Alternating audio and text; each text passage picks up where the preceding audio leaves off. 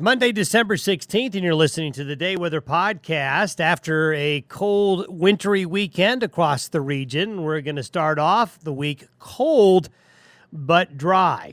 Temperatures are going to have a real struggle over the next couple of days as Canadian air has settled in over a lot of the area that has, at least in most areas, some snow on the ground, some areas more than others. Speaking of more snow, wow, did the mountains of Wyoming, Utah, and Colorado really get it.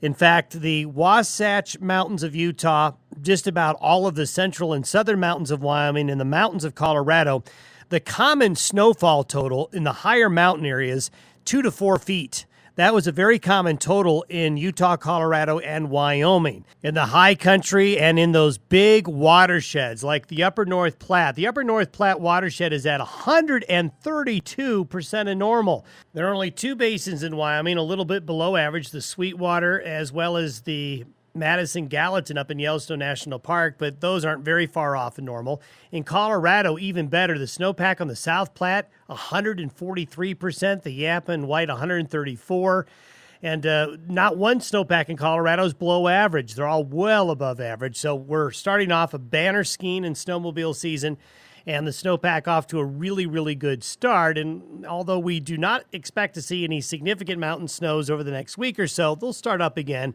and we'll talk about that here in a minute. I do want to stay on the snowpack up in the mountains because I want to hit something and talk about something that we really don't hear about a lot in this part of the country, and we should, and that's the avalanche danger. We've already had 2 fatalities in the last 2 weeks across the Intermountain West. In the high country in Larimer County, Colorado on December 8th, we had a skier killed in a slide. We also had a snowboarder killed in Utah this weekend due to an avalanche. Last year, we had 25 fatalities across the United States due to avalanches, and the year before it was 26. It kills more people every year than you think across the United States, and more in the Rockies than you would think. In fact, in Wyoming last year, there were 4 fatalities due to avalanches. Now, I don't think a lot of folks actually realize that.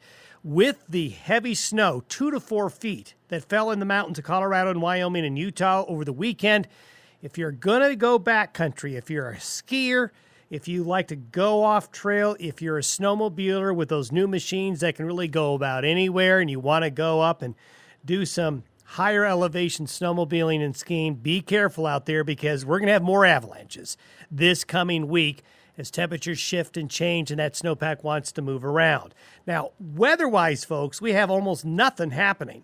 Between today and Sunday and probably next Monday, there's only one little wave coming through, and that'll be Wednesday night, Thursday. That'll produce a few snow showers in the mountains. Otherwise, if you want to travel this week or this upcoming weekend ahead of Christmas, the weather in a large part of the country, but especially here in the Rockies and High Plains, very little going on. Now, that's going to change Christmas week. Confidence is growing that Christmas week and the first week of 2020, it's going to get cold and stormy again. There's a couple of indications that we're seeing out in the Pacific of some things happening that could make it really cold into the start of 2020, with snow chances going up across the region around Christmas Eve or Christmas Day or just after Christmas Day. We've got to work on the timing for you.